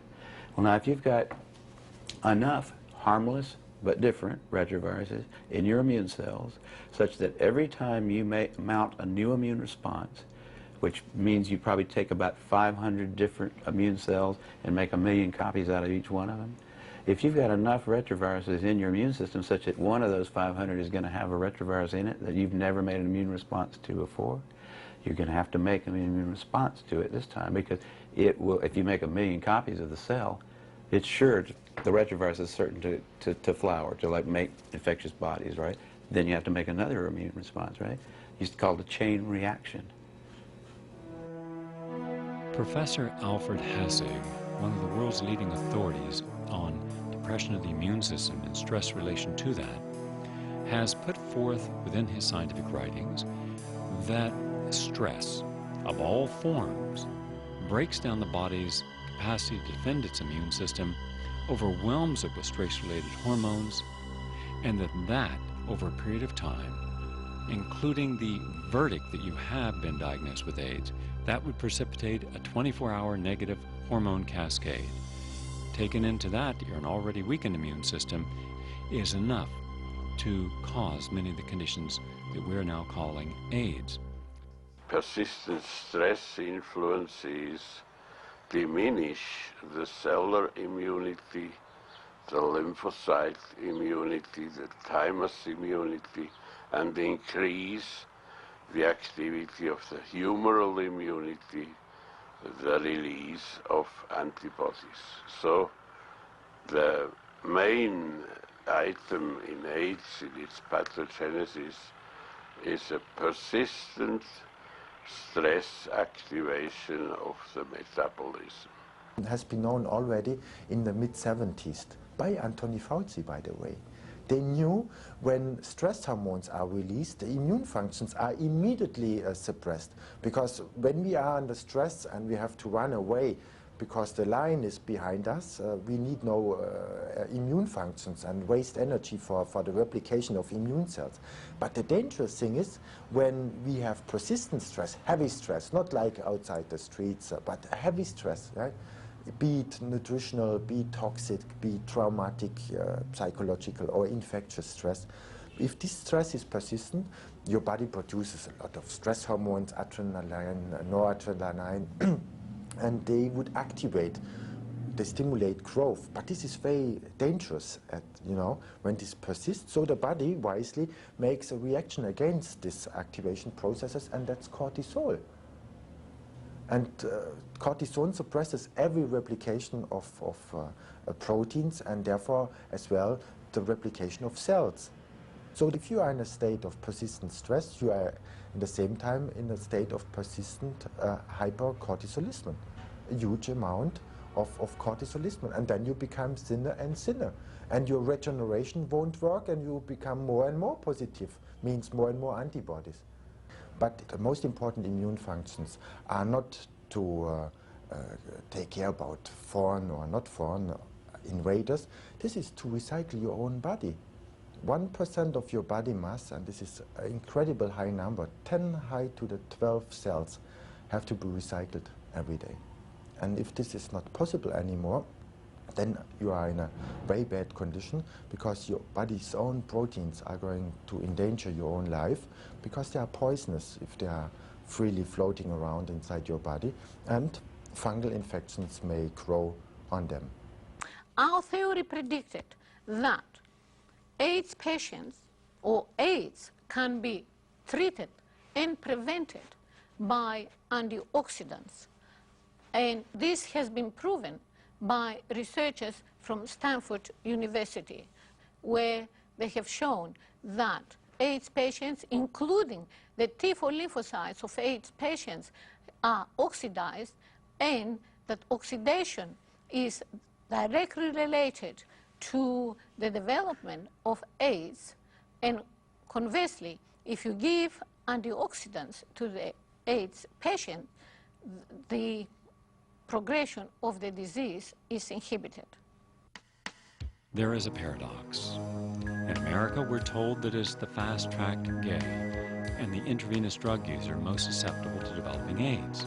In Africa, we're told that it is the heterosexual that is most susceptible to developing AIDS. Why the contradiction? Well, we haven't looked carefully at the facts. We've been told numbers ranging from 5 million to 25 million Africans have HIV, and that there's going to be an enormous amount of death. But when you actually go to Africa and you interview the physicians working there, you find that these are presumptive diagnoses. One of the things that is important to emphasize from the outset is that the definition of an AIDS case on the African continent differs decisively from what constitutes an AIDS case, say, in North America or Western Europe. A definition was arrived at as a result of a World Health Organization sponsored conference in October of 1985. What resulted was what's known as the Bangui definition. The Bangui definition of an AIDS case in Africa is based on 4 clinical symptoms. The clinical symptoms are a high fever, a persistent cough, loose stools for 30 days, and a 10% loss of body weight over a 2-month period. By that definition, a Western researcher like myself has had AIDS. But having gotten on a plane and flown back to California, I'm not considered, of course, an AIDS case. So I think it's important to keep that in mind whenever one looks at the data, the epidemiological data, about what exactly we're counting when it comes to AIDS in Africa. And tuberculosis is you know, for all intensive purposes, the AIDS disease in Africa is tuberculosis. So what the HIV theory of AIDS is actually asking us to accept is that sometime in the early 1980s, all the traditional causes of these diseases, especially the infectious diseases, the dysenteries, the malarias, the tuberculosis, which are, let's face it, a symptom of poverty, of poor sanitation, lack of immunisation, lack of medical services, hunger, starvation, were in fact replaced by HIV as the cause of all these diseases. I mean, this is not, to our view, this is not a likely scenario. Where there have been good research reports, it's clear that these HIV tests render a ludicrously high rate of false positives when those tests are done among populations that already suffer from other kinds of endemic diseases, parasitic infections, and malnutrition.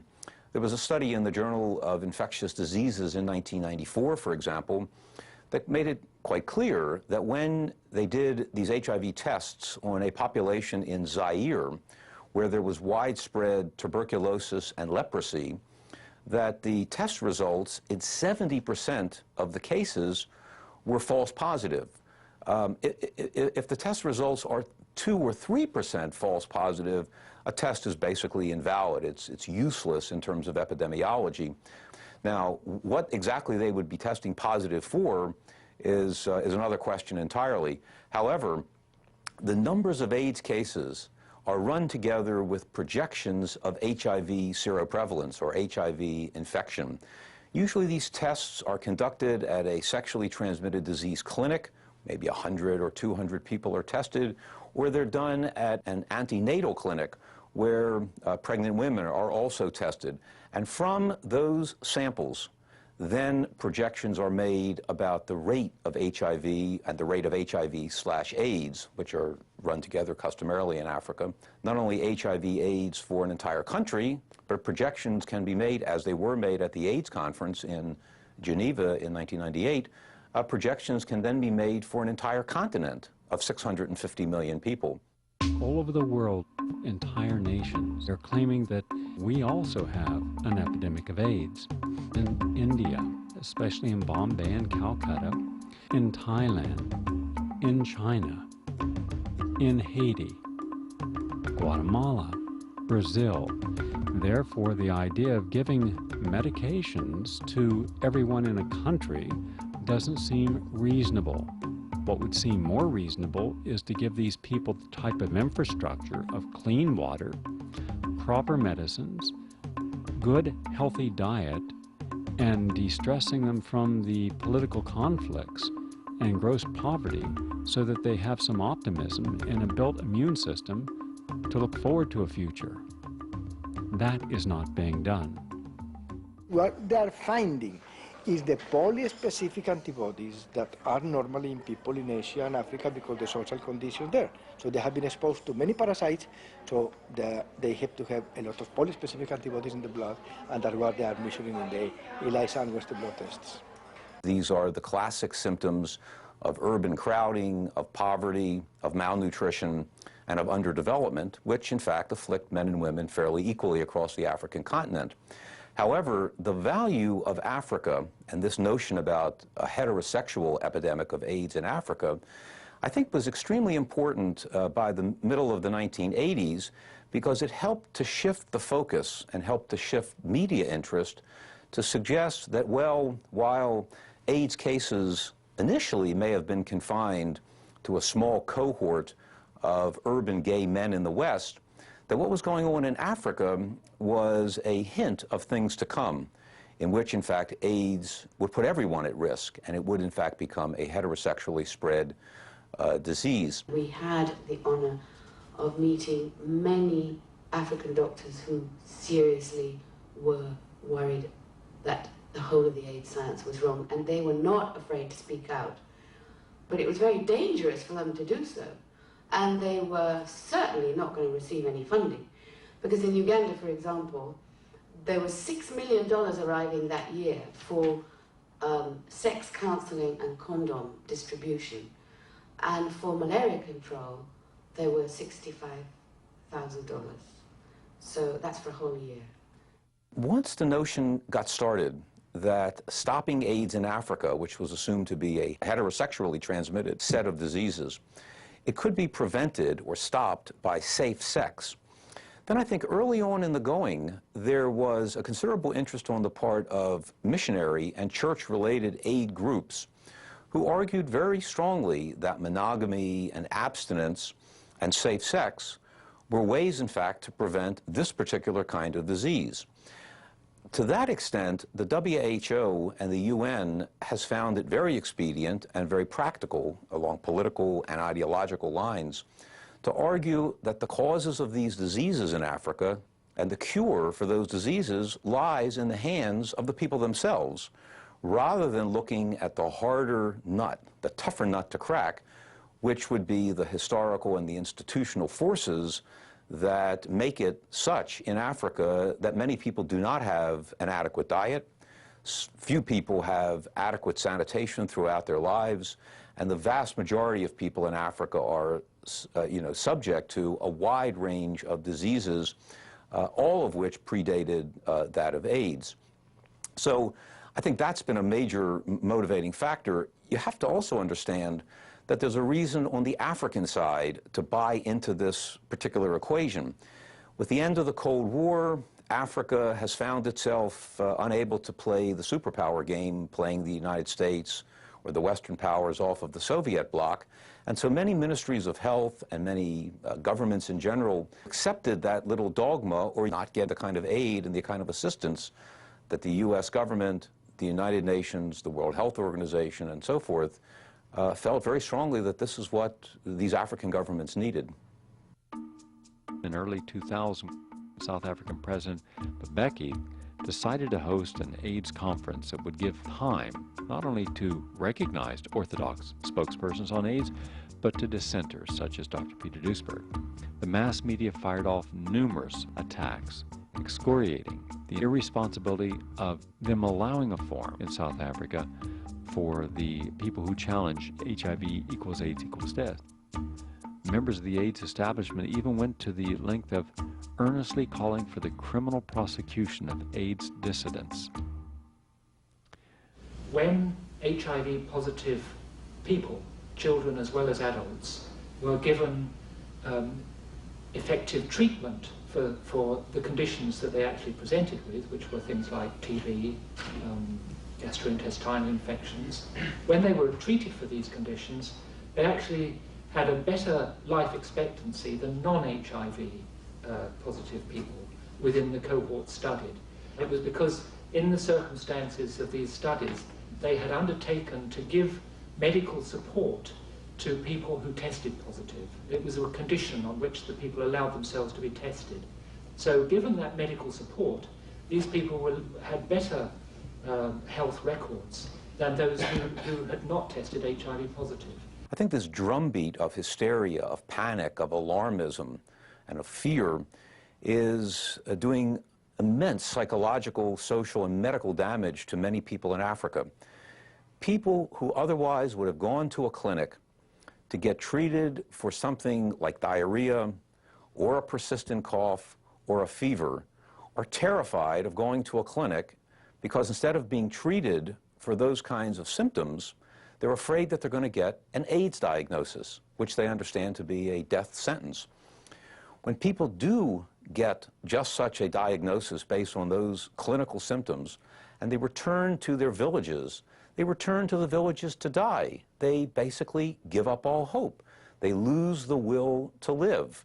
They become an outcast. They are, in a culture like many African cultures in southern Africa, where the extended family is everything, to be rejected by your extended family, to be forced to live in a secluded, segregated little hut away from the rest of the family, to have only meager amounts of food, meager amounts of water given to you, is to prepare the person for death. And what do you think happens? The person dies. And when the person dies, they will say, weepingly, with atrocious photographs in the newspaper, he or she was another victim of the AIDS epidemic, which is everywhere in Africa. If someone came along and told them there is no AIDS, all there is the same diseases that Africans have been dying of all along, then all of a sudden millions of dollars of funding would dry up. And Africans are colluding with this as well. Not very many of them, but there are a few Africans in positions where they are able to collect a lot of this money. You know, heads of clinics or directors of public health services and people like that. There's an awful lot of money that can come their way as long as everybody thinks that Africa is besieged with a giant AIDS epidemic. The pharmaceutical giants like Roche and Abbott and Glaxo Wellcome and so forth have made offers to African governments, in which I think they expect to be subsidized for this.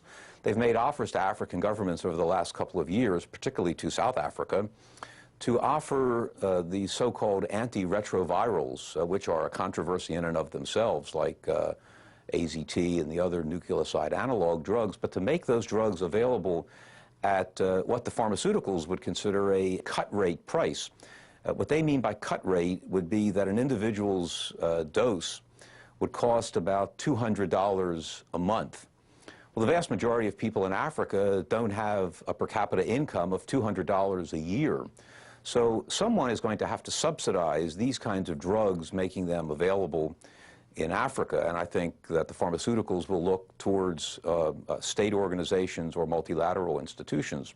Here it is, all these years later, and it baffles me that not only is AZT still being used, but they're trying to expand its usage into the third world and into Africa, into poor countries, into poor communities in the United States, in spite of widespread evidence of its toxicity, widespread evidence that AZT, in fact, causes what we call AIDS. They're taking the show to the third world, and they're not only giving AZT to what will probably be millions of women in the third world, whether they're HIV positive or not, but they're also insisting that they stop breastfeeding and start formula feeding, supposedly in an effort to prevent transmission of HIV, which of course has never been isolated from breast milk. Only antibodies, and even that only 25% or something, pretty much like the semen data. But they are, they're launching here what is bound to be a real disaster, a real serious loss of human life. Mother's milk, which pediatricians around the world will tell you is the healthiest food that a newborn can have because of the immunological properties in mother's milk, that women should in fact cease breastfeeding their young. Now this to me seems something more than just a crime. This is absolutely diabolical and evil, and I am at least encouraged that there's been some dissension and some skepticism for a change within the bowels of the WHO an organization that's argued very strongly for breastfeeding, is now coming to grips with maybe one of the big contradictions in the whole HIV/AIDS construct. I can't imagine that it'll work out any other way than that you're going to just see tens, maybe hundreds of thousands, maybe even more babies dying. And they'll probably say they died of AIDS no matter what happens. So nobody will even be held accountable this time. Oh, here's the one thing they're doing. So they can demonstrate that this has nothing to do with any particular formula company making money off of this situation. The WHO or UNAIDS or whoever it is insisting that the formula gets shipped in bottles without labels. For more than a dozen years, virtually every month, magazines would headline amazing new promising drugs in the war on AIDS, the antiretrovirals. The trouble is, when we look back, they didn't work. Lives had not been saved. They were not miracle breakthroughs. Gallo lost the rights to the test. This was published in Newsweek in '94, and the American government let him fall like a hot potato, and already the industry built up a new man. This was David Ho here from New York, and he came up with a completely new model of the virus, saying now we have not a slow virus, but we have a virus à grande vitesse, at high speed. And he was using Kermali's PCR technique, which is a multiplication technique, not a quantification technique, by the way, and multiply molecules into its millions and equal those molecules with the virus, right? Absolutely ridiculous. Even more, as those sequences he's going to multiply and equal them with the virus, that's the viral load, are present in everybody. It's just a way to save face for the whole AIDS industry, because more and more people are aware that this could not be, you know, because inside the AIDS scene there are a lot of critical medical doctors, but they saw such a lot of contradiction, and it was discussed on conferences. So there was high noon for a new medal and a new test where the pharmaceutical companies could make a great business out of it, you know. All of this stuff is pure Orwellian deception. It has nothing to do with human beings. It's all a creature of the laboratory. The pictures of HIV, the very few examples of electron microscope pictures of HIV were actually examples of culturing. They were created in the laboratory. There's no published picture of HIV from a human sample, from a blood sample, a tissue sample. You can't find HIV in humans.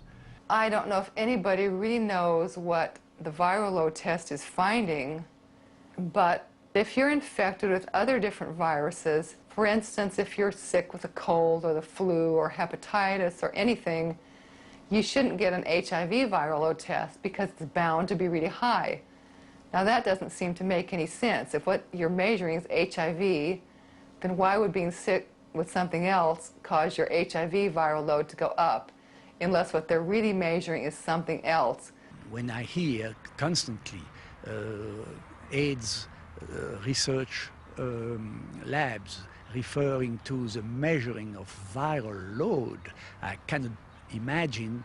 To me it defies common sense to speak about viral load without seeing virus particles. And I've never seen any demonstration of virus particles in what is regarded to be a sample in which viral load, so-called, is being measured by PCR methodology. Even the manufacturer, on the front page, the third paragraph of the instructions, say do not use the viral load test to diagnose either AIDS or HIV. And there's a very simple reason for that. It's because they don't know what it's measuring. The PCR viral load test at best is looking at 3% of the genome of HIV. It's essentially looking at viral debris. The viral load test is equivalent to counting bumpers in a junkyard and assuming that 2,000 bumpers is equivalent to 1,000 cars that you could put the key in ignition and drive off the lot. It's just totally bogus. Because there are so many such large variation between the HIV genomes, that is between one RNA which is said to be HIV and another piece of RNA which is said to be also HIV genome, the HIV genomes have been divided in many types. If all these are RNAs of a retrovirus, HIV, and if all the tests, the three tests, were measuring the viral load, then one would have expected all these numbers to be exactly the same. And yet, as you can see, one can have from no virus detected, no viral load at all, to up to 1 million, just by using different types of HIV. The same thing, by using different tests, you can have from nearly no virus detected to a very, very high viral load. So one can find really hard to believe that such tests can be used to measure anything, not to mention a deadly virus. Viral load, they measure small fragments of RNA, and these are body's own cellular debris in this normal cell turnover. Every day 1 billion cells. But you don't detect in this technology a virus. That's not possible. I have asked several of the proponents, the major proponents of the HIV hypothesis, Tom Merrigan at Stanford, Martin Markowitz, who works with David Ho at the Aaron Diamond, John Mellors at Pittsburgh. I've asked them, what does the viral load test have to do with infectious virus? Within a heartbeat, the answer is nothing. And the reason they have to say the viral load test has nothing to do with infectious virus is because that's what their own papers say themselves. David Ho's papers in 1996, for example, Piatek's paper in 1993, and all of the other papers. The viral load test has nothing to do with infectious virus, and yet infectious virus is the only virus that causes disease. The RNA of one HIV with another HIV, whatever that is, it can vary up to 40%. And they're still called HIV RNA. They're still called HIV, which is a little bit hard to accept. It's strange, to say the least. The miraculous protease inhibitor cocktails are a direct result of David Ho's work that he published in the scientific journal called Nature back in 1995. In that journal, David Ho presented his viral dynamics hypothesis, where he showed that patients that were taking the protease inhibitors, they had substantially reduced viral load numbers, for whatever that means. And it turns out that that paper in 1995 was the principal justification that the FDA used to release the protease inhibitors next year in 1996 for general use among the American public. They say, the protein of the virus, the first protein is very long and it has to be cut down exactly into its pieces that the new virus is able to be built out of the shorter pieces. And now it starts to get funny. We have 8 different kinds of cutting sites where the protease, the enzyme which is cutting down the proteins, should exactly cut the precursor molecule into its shorter molecules. 8 different sites. Because when they invented the HIV sequence, saying that's the genetic material of HIV, they couldn't think about such details at this time, and now they have the problem to explain it. And they explained it in a way saying, the protease of HIV is unspecific. But how should this work when the protease is unspecific? How then a virus could come into existence when you have 8 different sites And it needs to be cut at exactly at those sites to build up the functional virus particle. And if you have 8 sites and the protease is not specific, you mustn't be a mathematician to say that's absolutely impossible that only a single virus could come into existence. And even worse, now they say the protease of HIV, that's unspecific. But our protease inhibitors, they are specific. These inhibitors do not stop AIDS patients from dying. They do not stop AIDS patients from getting opportunistic infections. In fact, these inhibitors cause more problems than they solve. They cause AIDS-defining diseases. Anthony Fauci has acknowledged publicly in the front page of the New York Times that the protease inhibitors are likely to fail 50% of the time. In the San Francisco Examiner, University of California San Francisco study showed that 53% of the people taking the HIV protease inhibitors were failing. And they went even further. The people, in their words, that needed the protease inhibitors the most were the ones that were failing. They were the ones that had AIDS-defining diseases. They were the ones that had a history of antiretroviral AZT use.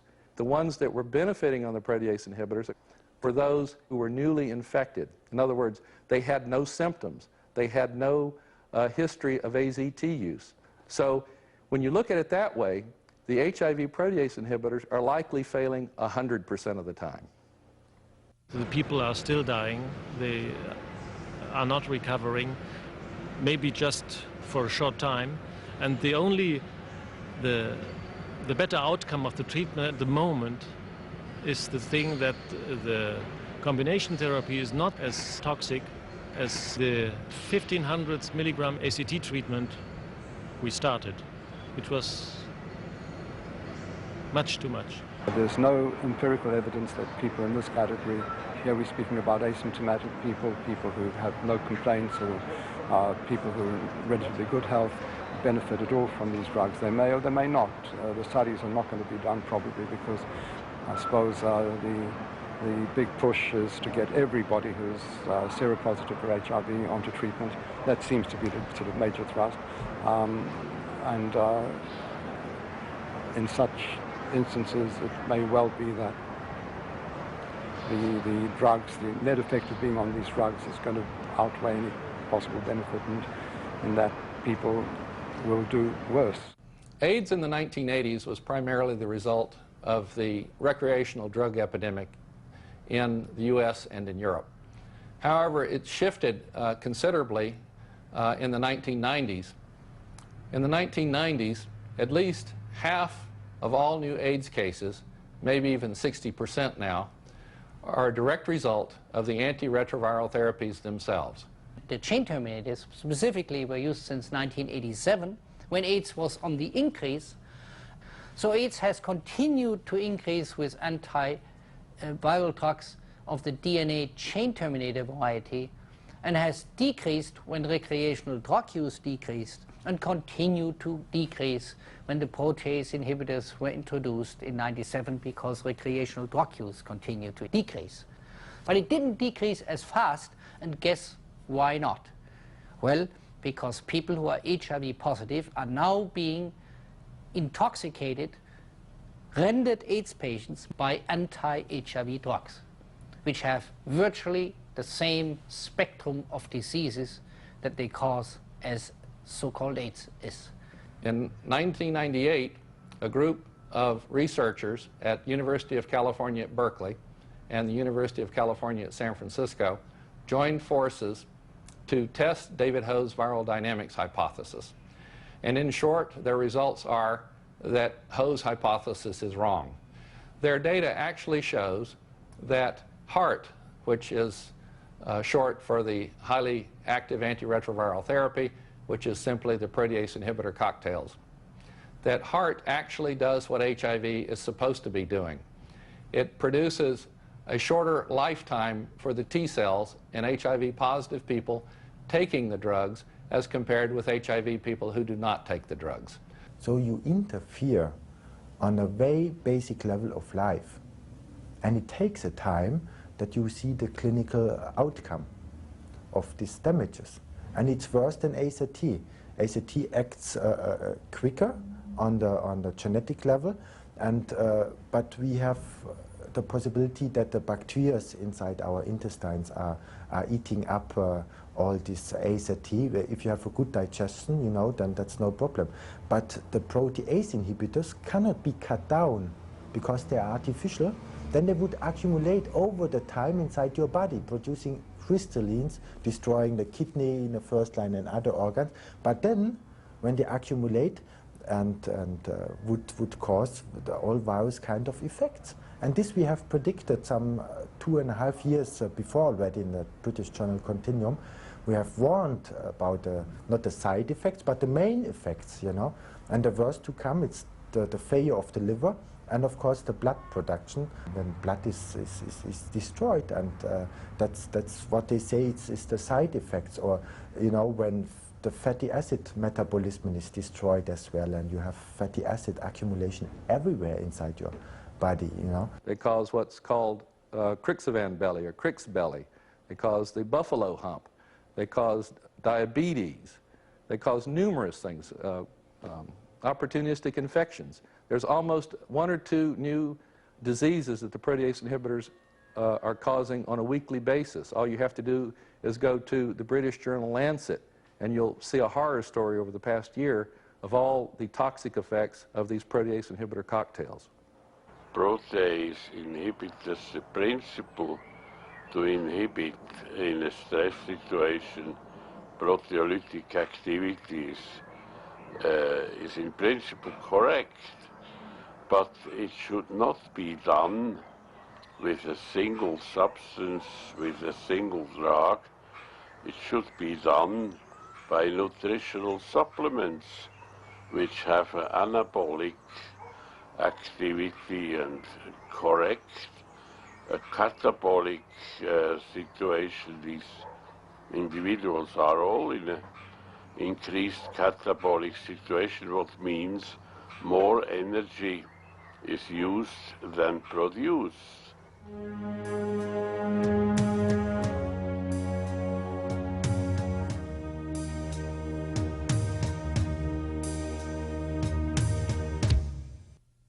On one level, if you take a sort of social construction view of the phenomenon of HIV and AIDS, we were maybe in part, you know, producing what we thought we were preventing, in a sense. We were doom-laden, we weren't offering, you know, all-out care to people, in a sense. I think we took quite a conservative view that people infected would develop opportunistic infections and would eventually die.